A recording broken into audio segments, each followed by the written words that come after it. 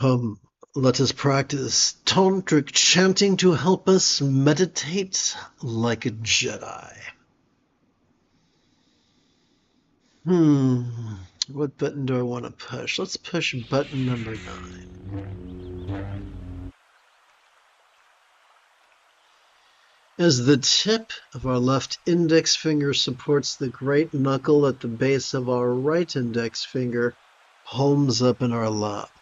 Let us practice the energy work of bliss and letting go in such a manner that it feels as if the force itself is giving us a kiss upon the top of our head. To do this, we require neither blind faith nor difficult visualizations. Instead, all we need to do is chant the following 6 syllables. Lama, come to pay crown. That's it. The essence of energy work, the essence of completion stage.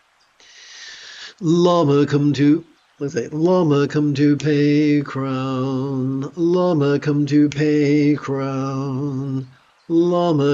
pay crown. Lama, come to pay crown.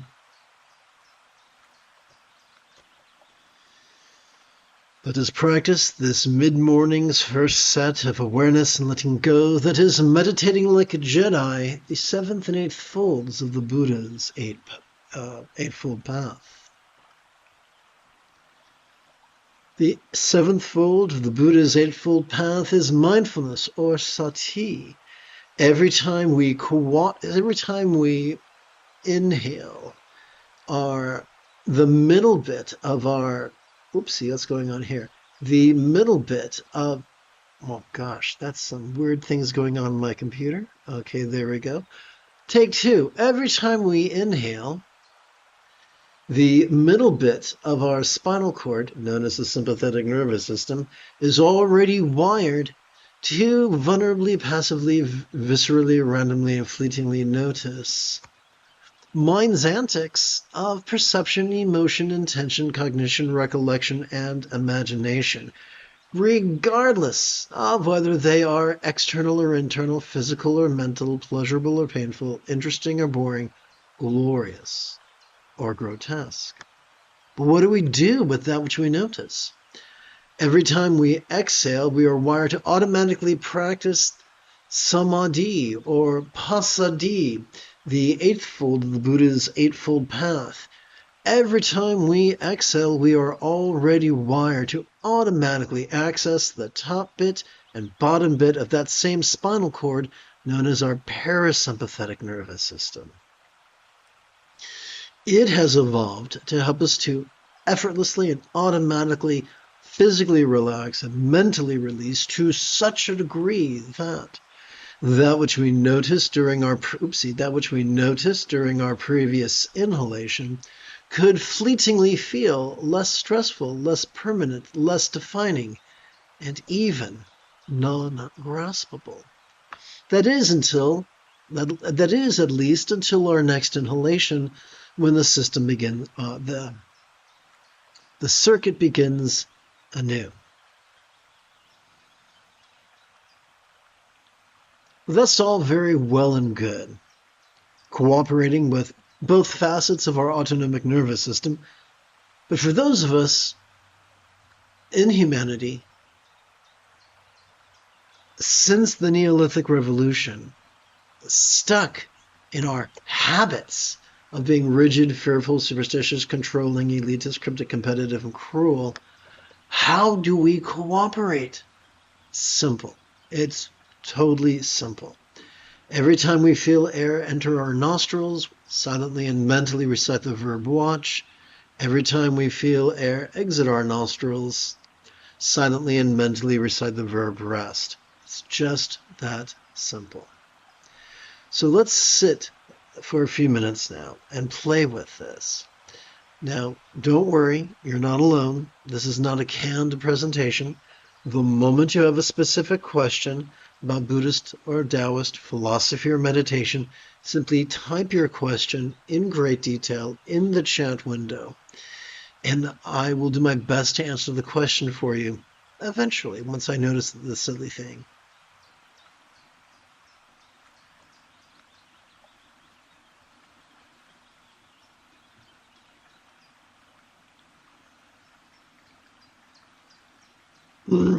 We can oh boy, I am the master of mucus. Sound like an old jazz musician, don't I? So we're going to touch the tip of our left thumb to the first set of creases on this little finger to help us keep track. Let me adjust this here. To help us keep track of our first set of 16 inhalations. Those 16 inhalations we're going to count on our right hand as silently and mentally we recite watch and rest together.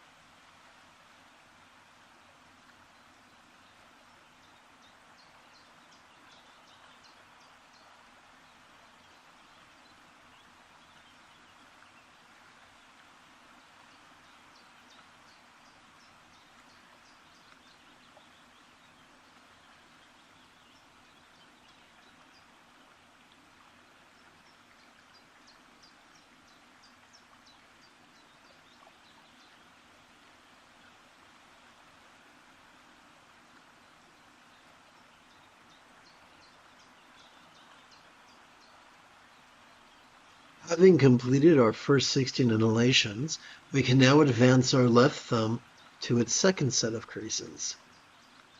So now that you get the basic system, let us continue to use the tip of our left index finger upon which to rest the great knuckle of our right index finger, palms up, in our lap.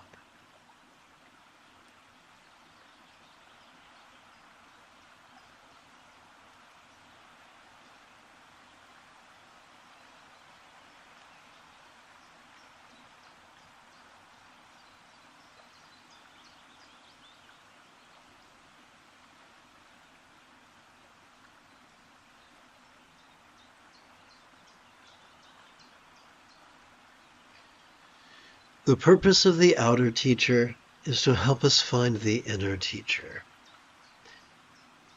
The more we practice watching and resting, the more we sit and breathe and watch and rest, the more our choices and utterances and deeds will flow from a place of centered spontaneity. That is our inner teacher.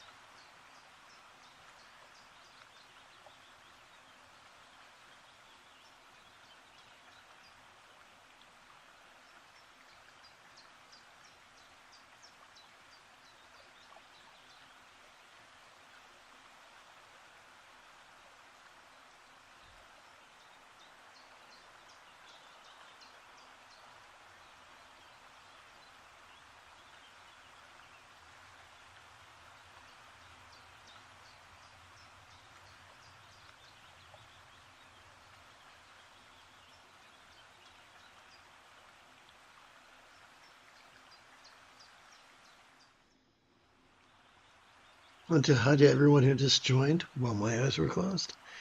Let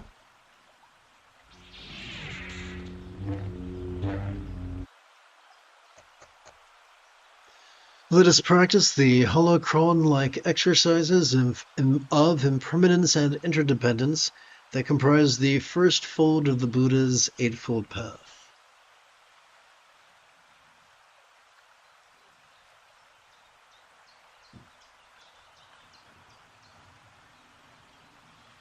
We begin with our experience of the circumstantial. If you are watching on the clock app, this be much more beneficial if you could join me on the Tube app. If you see this document and my face, you're on the Tube app. Okay, here we go. As we relax into our exhalation, these circumstances or lots we saw during our previous inhalation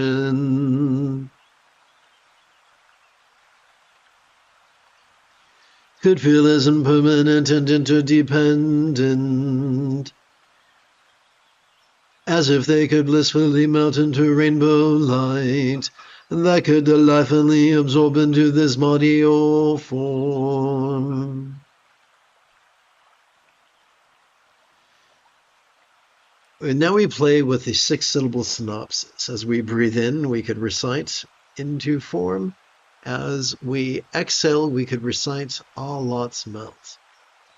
We are playing with this metaphor to gently condition the neural pathways responsible for letting go.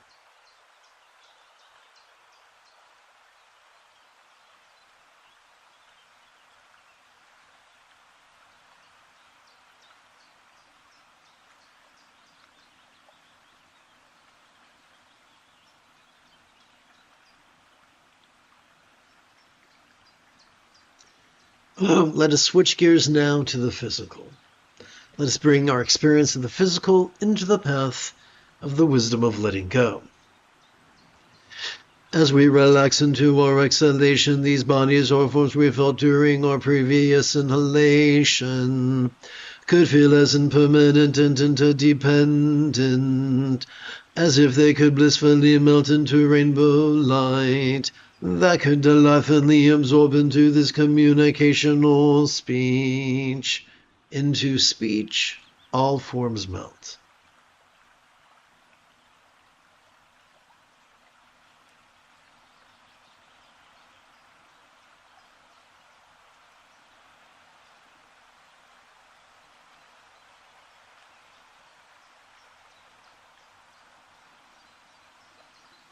If you, like me, are prone to arthritis,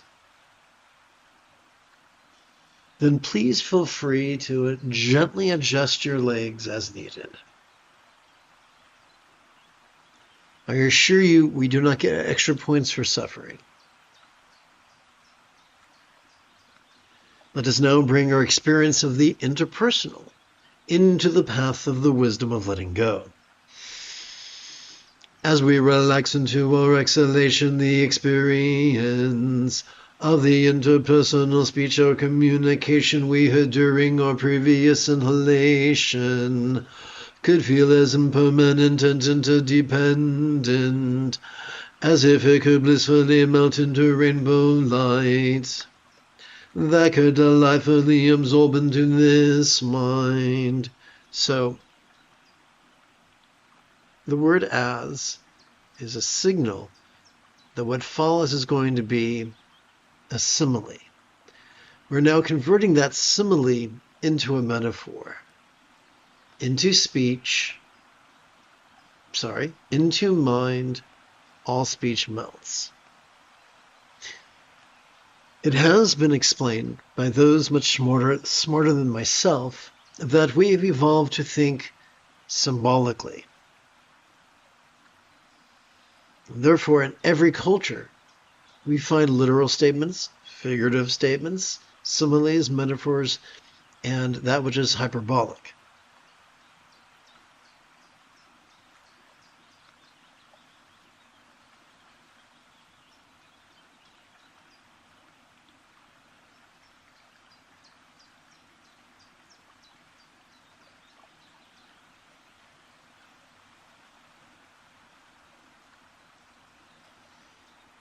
In our fourth set of this series, the fourth and final set of this series, we're going to bring our experience of the mental into the path of the wisdom of letting go.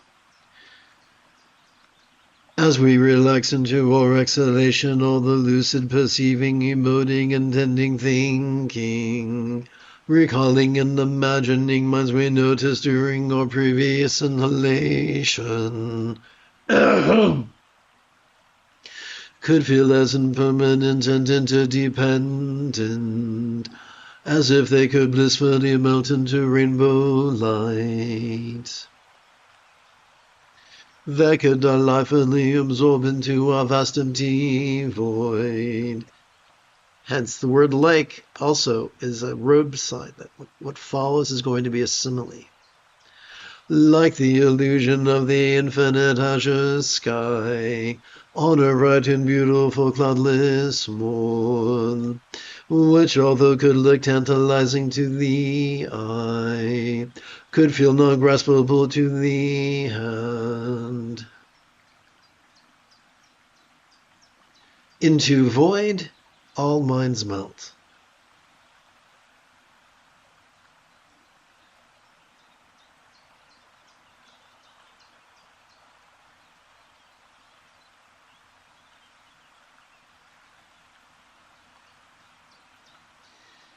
In all three meditation manuals attributed to the Buddha, there was the two common denominators were the 7 enlightenment factors and the 4 bases of mindfulness. We've just explored how each of the 4 bases of mindfulness could feel non-graspable as we relax. Armed with that knowledge, we're now going to practice this mid-morning's second set of awareness and letting go. That is meditating like a Jedi. The 7th and 8th folds of the Buddha's Eightfold Path.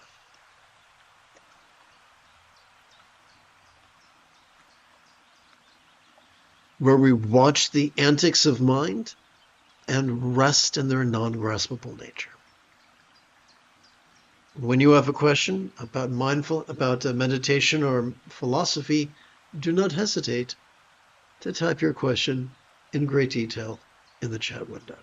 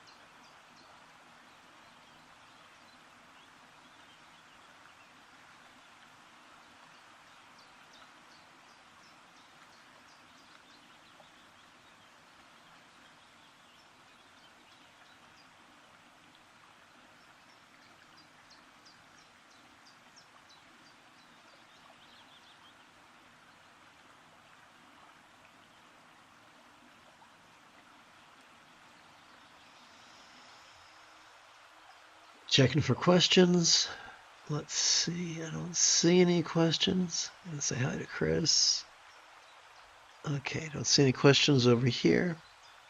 Cowabunga.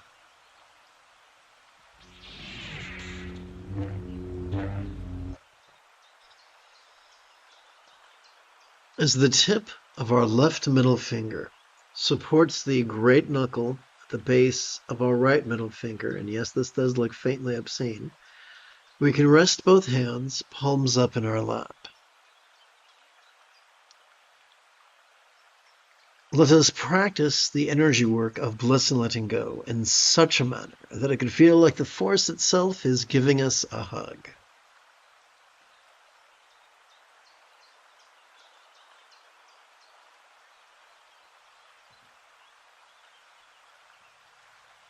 To do this, we require neither blind faith nor difficult visualizations.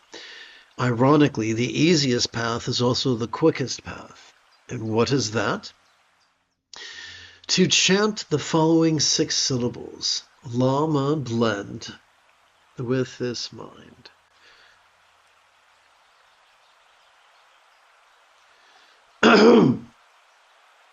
Lama blend with this mind. Lama blend with this mind. Lama blend with this mind. Lama blend with this mind. Let's practice this mid-morning's 3rd set of awareness and letting go. That is meditating like a Jedi, the 7th and 8 folds of the Buddha's Eightfold Path, which are mindfulness and meditation. Each time we feel our chest swell with breath, silently and mentally we could recite the verb watch. Every time we feel our chest subtly sink as gently we exhale, we could silently and mentally recite the verb rest.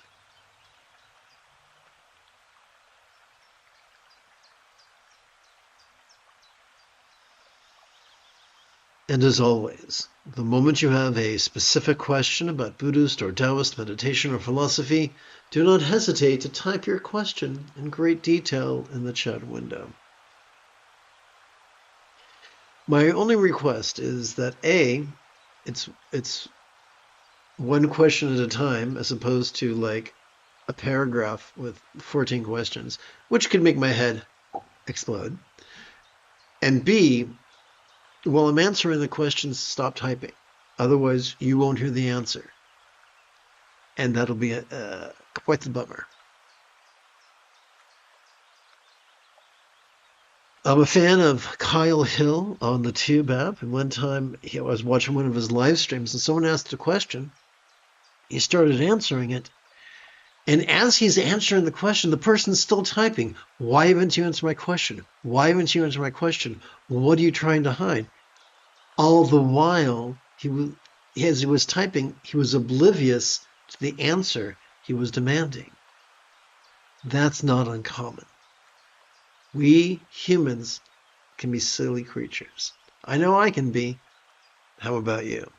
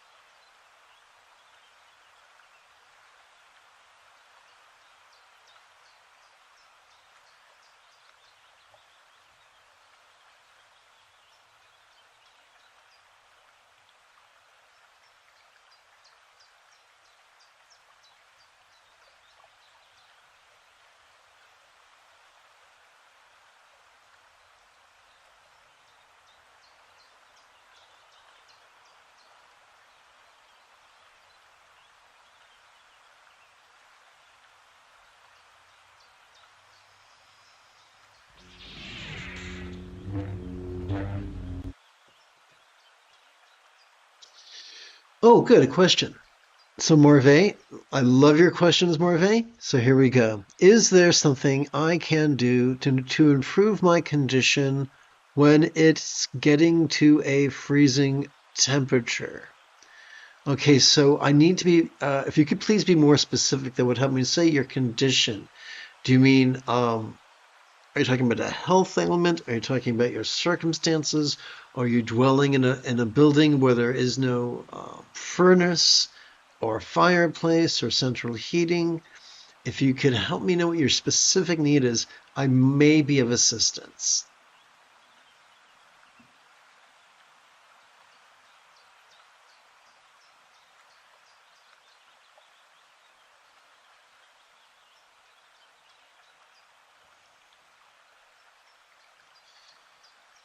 Let us practice a holocron-like exercises of love and letting go. Rather than indulge our controlling tendencies, both our follies of active visualization, emotion, magic, and belief. We could just recite these kind words in harmony with our breathing and allow our subconscious to do the heavy lifting.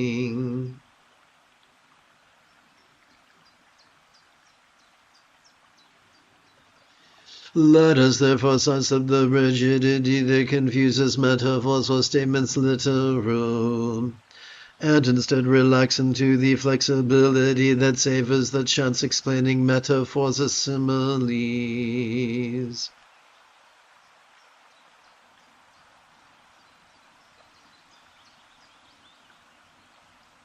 So,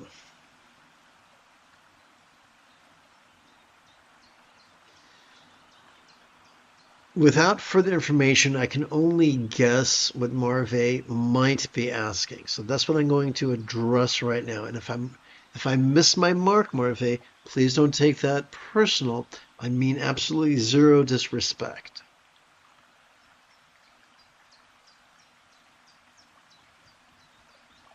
Okay, more information. Excellent. I easily get cold hands and I don't like to use much heat. And yeah, next week it's going to freeze here. Okay, so that's an excellent, I really respect Marve's question.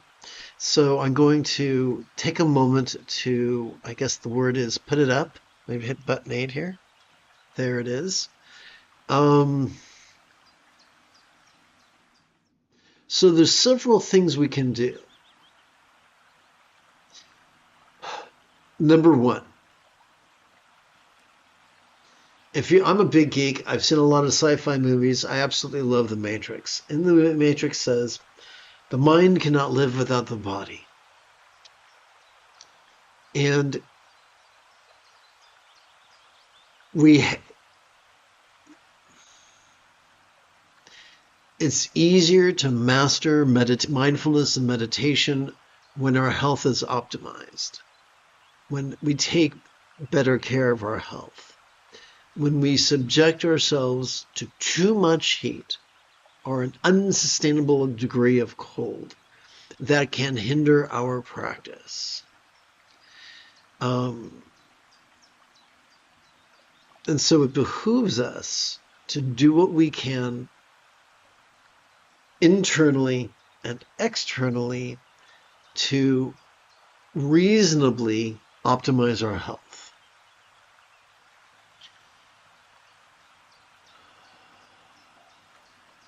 So I'm going to take a moment. I'm going to tap button 9, take us back several pages. Let's see here. 1, 2, 3, 4, 5, 6, 7, 6. Okay. So I'm going to refer to a chart that I've referred to many, many times. Sturgeon's law reminds us that 90% of everything sucks, and that suckiness can look like folks being conditioned to remain rigid, fearful, superstitious, controlling, elitist, cryptic, competitive, and cruel. The more we progress on the spiritual path, the easier it is for us to spontaneously be flexible, loving, rational, laid back, egalitarian, lucid, cooperative, and kind. Let's look at two specific dualities. being flexible or rigid, or being laid back versus controlling. Now, you're probably much more spiritual than me, probably much more intelligent than me, but in my past, I wanted to be Bob Bitchin. That's right. I wanted to do magic, and I wanted to learn Tumo and Inner Flame and Inner Heat, and I did. But all that did was reinforce my rigidity and my controlling tendencies. Tumo is concentration. It is rigid. It is the opposite of being flexible. Trying to control our temperature through metaphysical means is indulging our controlling tendencies. You might say, does that mean we do nothing? That we sit on our hands and turn blue and freeze to death and look like Jack Nicholson in the final scene of The Shining? No. The more we practice the mindfulness and meditation that help us to be flexible and laid back, the more our choices and utterances and deeds flow from a place of love's deep centeredness. And so this expedient means, this effortless effort, could guide our thoughts and utterances and deeds in a way that encourages longevity and health, which is splendid. So when we look at the biography of the Buddha, be it real or merely archetypical, we see the Buddha had a foolish cousin, Devadatta. And where the Buddha was flexible, loving, rational, laid back, egalitarian, lucid, cooperative, and kind, the foolish cousin Devadatta was rigid, fearful, superstitious, controlling, elitist, cryptic, competitive, and cruel. Devadatta was not brilliant at meditation, but he was awesome at being a manipulative politician. And so he created discord in the Buddhist community, and he wound up stealing about half of the Buddha's patrons, about half of the Buddha's lay students, about half of the Buddha's ordained students. And they stayed with him, the foolish cousin Devadatta, until they realized he was all charm and no wisdom. He was all hat and no cows, as they say in Texas. And they left him and returned to the Buddha. We have institutional Buddhism and we have proto-Buddhism. Sadly, 90% of meditation teachers, 90% of meditation students are going to fall for the trap of being rigid and controlling. I know I did. And it really multiplied my sufferings a great deal. So on the path that was taught by Rahe Vajra, also known as Gaurab Dorje, on the path taught by Yongjia Xuanzhui, who gave us the Song of Enlightenment, I teach the gentle path of centered spontaneity, where we watch and rest and flow from love. So flowing might help you to reach out to your companions if you live with companions, to help you to insulate the dwelling place and to fire up the furnaces. I know many years ago, maybe 12 years ago, I had a landlady who turned off the heater in the middle of winter because she wanted to save money, which I'm sure was illegal, but it was very difficult. So do what you can to deal with your circumstances conventionally. Set space that through mindfulness and meditation you will intuit what to choose and say and do next. I hope that helps. 1, 2, 3, 4, 5, 6. Okay, here we go. Let's begin by chanting an explanation of this 10-syllable mantra.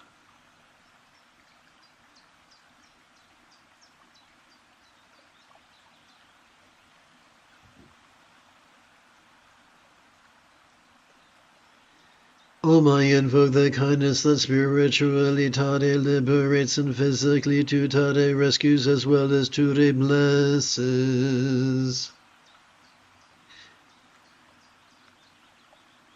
So may all beings master this dynamism. So this is nothing more than a highly metaphoric Sanskrit wish for the universal mastery of dynamic kindness. That's it. It's good to have warm feelings about our neighbors. It's very, very good to do something kind about our love. For faith without works is dead. Let us bring our experience of the mental into the path of love, the second fold of the Buddha's Eightfold Path. May all minds of all beings know me as joyfully enlightened or Bodhi as the mind of a real or imagined Buddha symbolized by a bija, one syllable seed mantra, tam or clay drop. Wisdom, joy for all minds.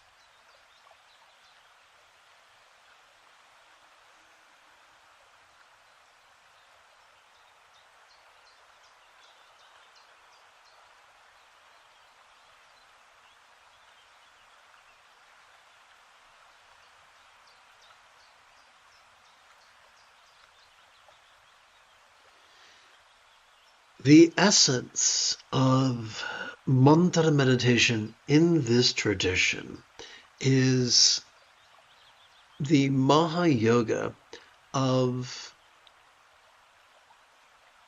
metta shunyata, love and emptiness. On our inhalation, we silently and mentally recite the 6-syllable loving wish, wisdom, joy for all minds. During our exhalation, we let go by physically relaxing as best we can while striving to chant the 10-syllable mantra 4 times per breath for a total of 4 breaths. Now, if this is your first rodeo, please give yourself permission to have a learning curve. Let's see. And if you just joined me on YouTube, welcome aboard. Om Dare Dare Dure Suwa, Om Dare Dare Dure Suwa, Om Dare Dare Dure Suwa, Om Dare Dare Dure Suwa. Our major goal is not to master the pronunciation of the mantra, or master doing it really, really fast, or doing it in a pretty voice, but simply relaxing as best you can while reciting it. That's the key.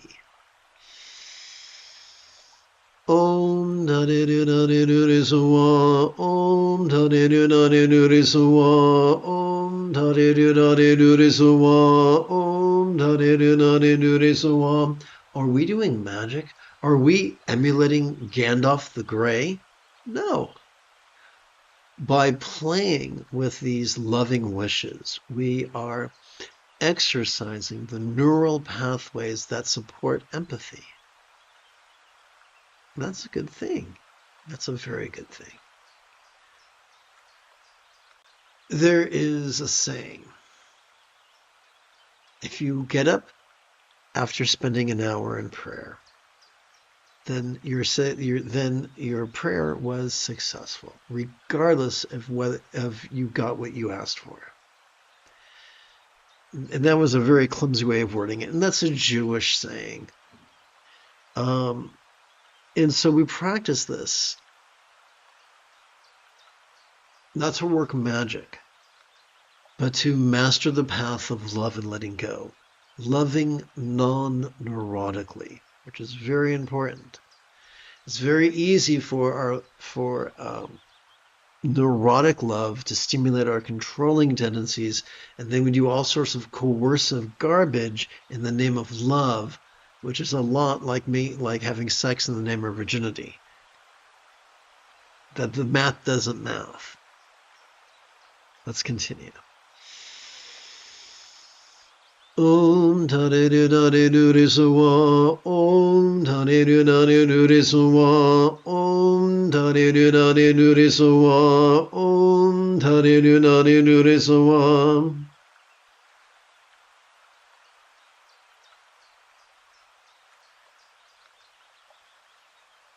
Om Tare Dare Dure Suwa, Om Tare Dare Dure Suwa, Om Tare Dare Dure Suwa, Om Tare Dare Dure Suwa.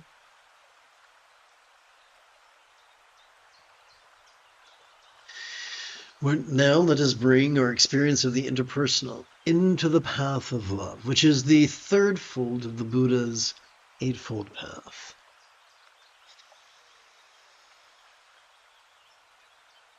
May all relationships, communication, or speech of all beings now be as peacefully loving as a real or imagined Buddhist speech or communication symbolized by this horizontal 10-syllable mantra. Peaceful love for all speech.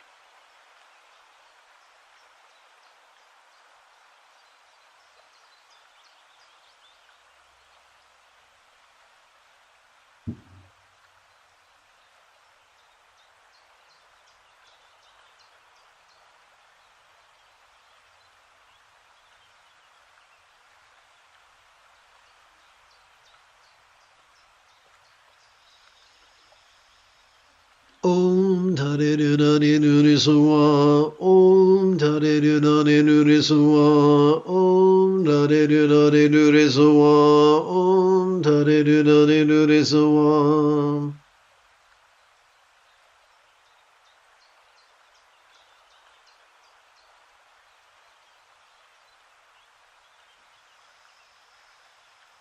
Om Tare Dare Dure Suwa, Om Tare Dare Dure Suwa, Om Tare Dare Dure Suwa, Om Tare Dare Dure Suwa. Om Tare Dare Dure Suwa, Om Tare Dare Dure Suwa, Om Tare Dare Dure Suwa, Om Tare Dare Dure Suwa. Om Tare Dare Dure Suwa, Om Tare Dare Dure Suwa, Om Tare Dare Dure Suwa, Om Tare Dare Dure Suwa. So let's explore what we just wished for, if that's okay.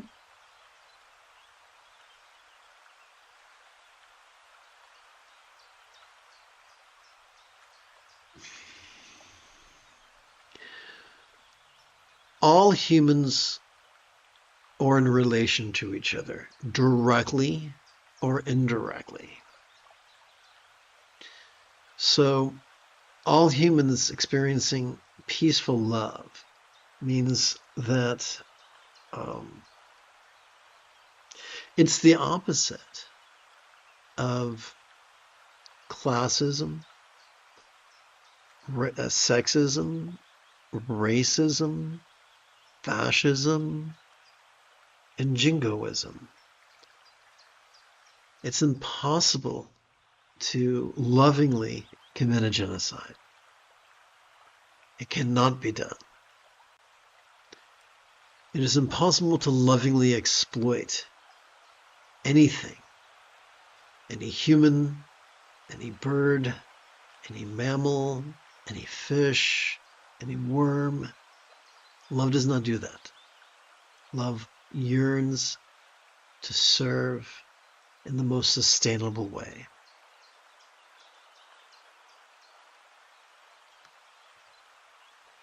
We now bring our experience of the physical into the path of love, which is the fourth fold of the Buddha's Eightfold Path. In the Eightfold Path, there is no mention of heaven or hell or karma, but there is a mention of love. 50% of the Buddha's Eightfold Path pertains to loving kindness. We are guided not by rules or punishments or rewards, but by love, and the wisdom that guides the love, which is the first, seventh, and eighth folds of the path. Let's continue. May all bodies or forms of all beings now enjoy the beautiful health depicted in Buddhist statuary of the blissful body of a Devi or Yadaman archetype of enlightenment such as Green Tara. Beauty, health for all forms. Brace yourself, about to get political. A mother does not nurse her infant to turn a profit. A mother nurses her infant out of love. She is wired to do so. It's natural and healthy. But an infant, if everything goes as expected, grows, becomes a toddler, becomes a tween, becomes a teen, becomes an adult. And so the toddler might not suckle, but they might eat the food prepared by the mother. And when they get a boo-boo, they present it to the mother. The mother might clean it and bandage it up and perhaps stitch it up. And when they're sick, the mother cares for them. Once again, not for a profit, but because she's a good human being. We are wired for empathy. We are wired for cooperation.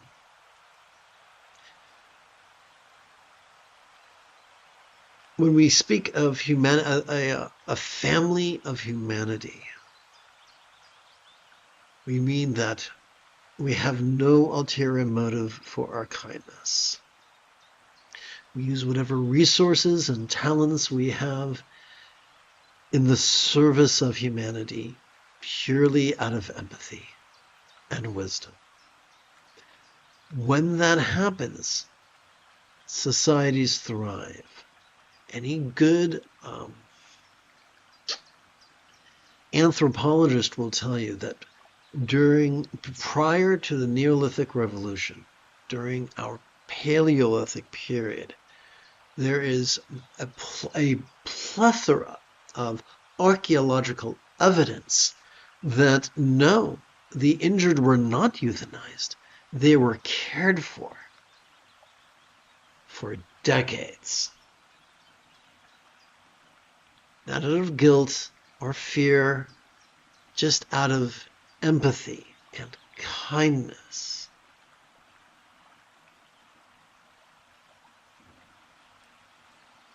That is our natural state. And so when we wish health for all beings everywhere, we're not wishing for the shareholders of insurance companies to turn a greater profit by denying medical claims, or wishing that all beings everywhere receive the benefit of the wisdom and expertise and equipment and technology just because that's the right thing to do. In every industrialized nation but one, there is single-payer healthcare. Except for the land of the greedy and the home of the exploited.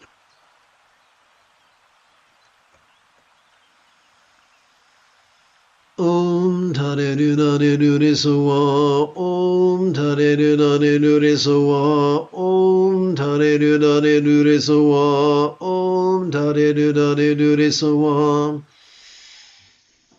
Om tare du re so wa. Om tare du re so wa. Om tare du re so wa. Om tare du re so wa. One of my I'm going to paraphrase one of my Vietnamese meditation teachers.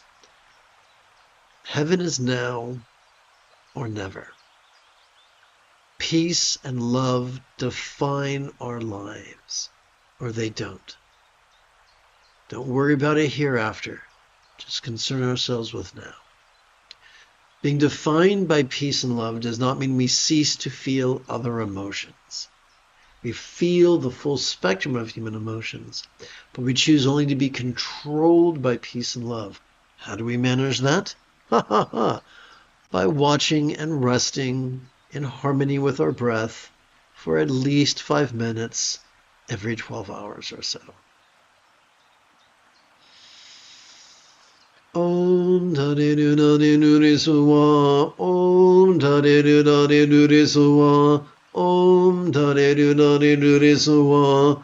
Om tare du re so wa. Om tare du re so wa. Om tare du re so wa. Om tare du re so wa.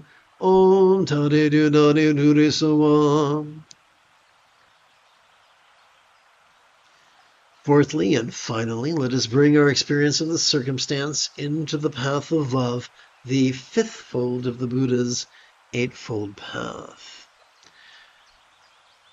Since the early 60s or late 50s, we've had the technological ability to feed and clothe and educate and employ and treat every curable disease of every person. We've had the technological ability, but not the political will. There is no need for war. There is no need for jingoism. There is no need for fascism. There is no need for genocide. Bearing this in mind, let us chant.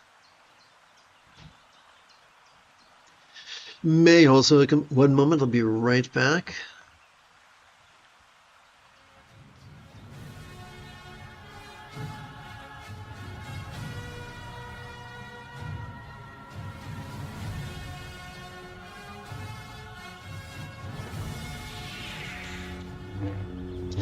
May all circumstances or lots of all beings now have the safety, great fortune, or boon. As a Buddhist real or imagined paradise per land or Vanti.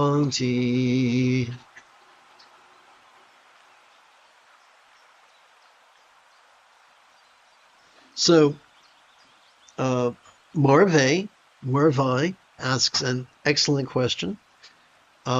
He wrote, I think a lot of people are dealing with betrayal and abandonment, Lama Jigme.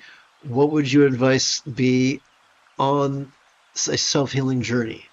Excellent. Okay, so do this practice at least twice a day, every 12 hours. All these teaching materials are available for free download. Everything I do is free. Noticing and resting, watching and resting is the key to dealing with trauma. And if we're deeply agitated, then practice watching and resting with our eyes open while taking a brisk walk around the block.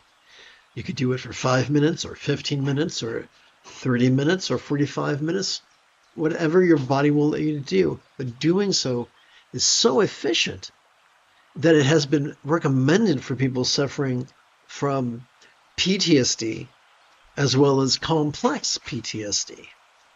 It's that effective, and yet it is an ancient technique that is absolutely free. Now, is it a panacea? No. No, it's not. We have all sorts of needs. But once again, it can be a wonderful tool, part of a complement of tools, as it were. We need community. We need the expertise of others. Um, if someone can find and afford a good therapist, that can be helpful as a complement to meditation. Meditation is not a substitute for therapy, nor vice versa. They work well together, or at least they could. Let's continue. May all circumstances or lots of all beings now have the safety, great fortune, or boon. As a Buddha's real or imagined paradise, pure land or Vanti. Great fortune for a lot. So I'm not going to lie to you. I've had a rough past, a lot of trauma, a lot of cruelty. And so sometimes in meditation, memories or confabulations of the past will cartwheel across the stage of my mind.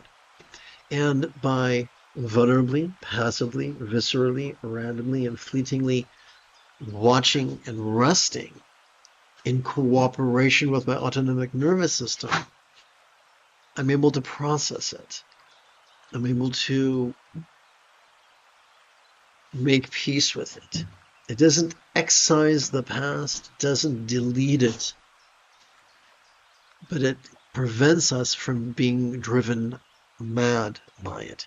It prevents us from becoming embittered by it. It prevents us from becoming paralyzed by fear because of it. So it doesn't eradicate fear, but it can tame terror into fear. It can tame rage into annoyance. It can tame despair into sadness, which can be quite useful.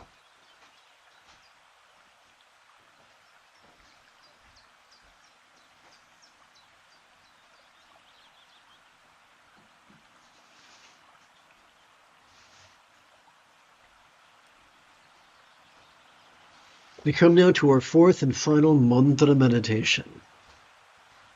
Great fortune for all lots. Om Tare Tutare Ture Soha. Om Tare Nunane Nure Soha. Om Tare Nunane Nure Soha. Om Tare Nunane Nure Soha. Om Tare Nunane Nure Soha. And so as we're wishing for joyful wisdom or peaceful love or beautiful health or great fortune, we're not wishing it for ourselves. We're not just wishing it for good people. We're wishing it for everybody, everywhere, even the baddies.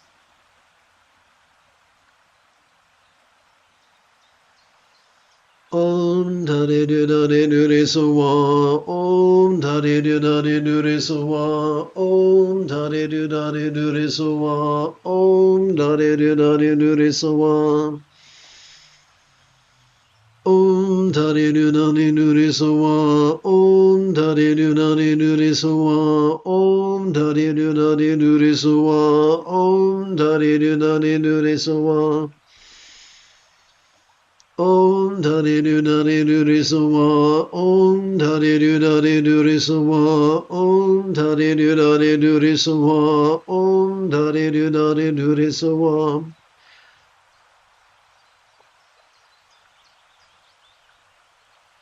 We come now to this mid-morning's fourth and final set of awareness and letting go that is meditating like a Jedi. The seventh and eighth folds of the Buddha's Eightfold Path that generate the effortless effort of the sixth fold.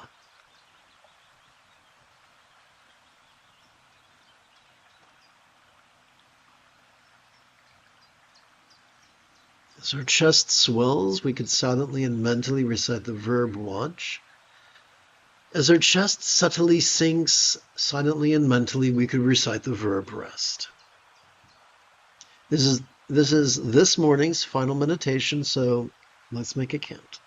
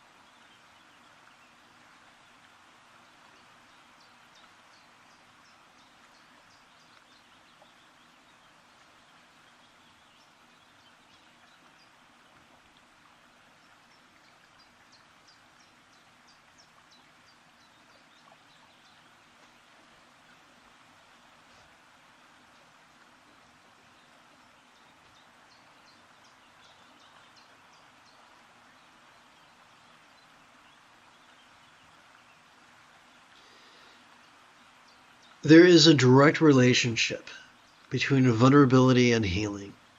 The more we try to protect ourselves, the slower our healing.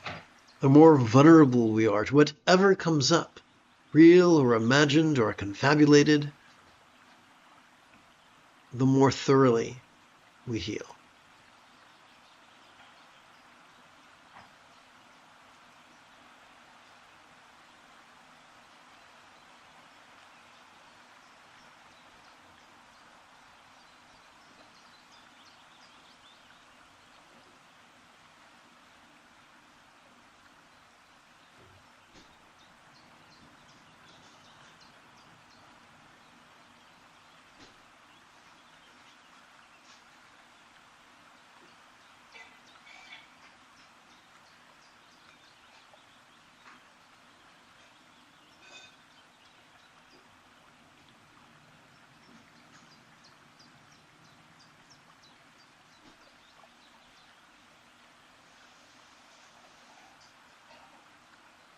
You're welcome, Marvi.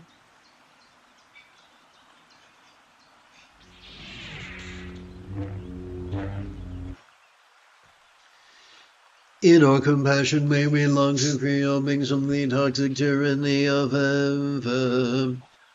Hating, craving, and clinging, metaphorically known as the three mental poisons.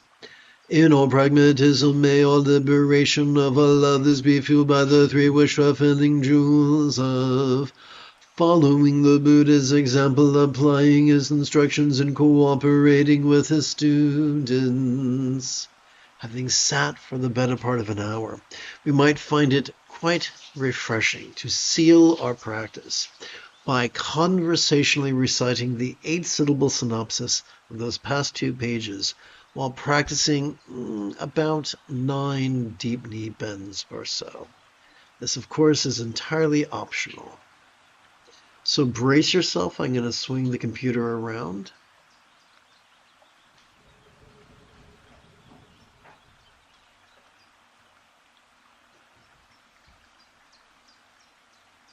Woof. Woof.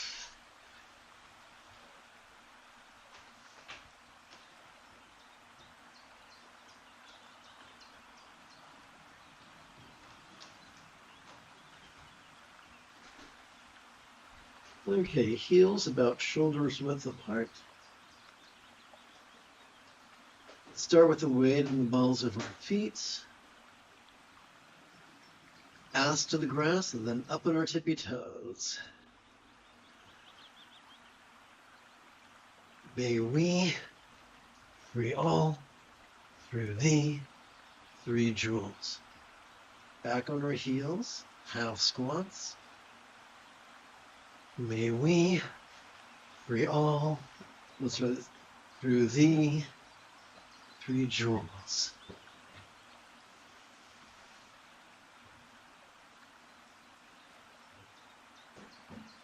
All the way down. May we all through the 3 jewels.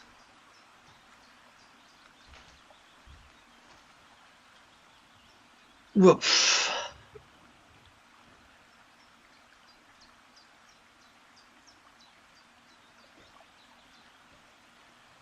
Okay. You have taken your first step into a much larger world. If you feel that I have earned it, you could give this live stream a thumbs up. You could even help support this channel. In about 6.5 hours, 6 2/3 hours, I would very much like to return to lead today's 3rd session of chanting as well as meditation. And if you are as geeky as me, may the Force be with you always.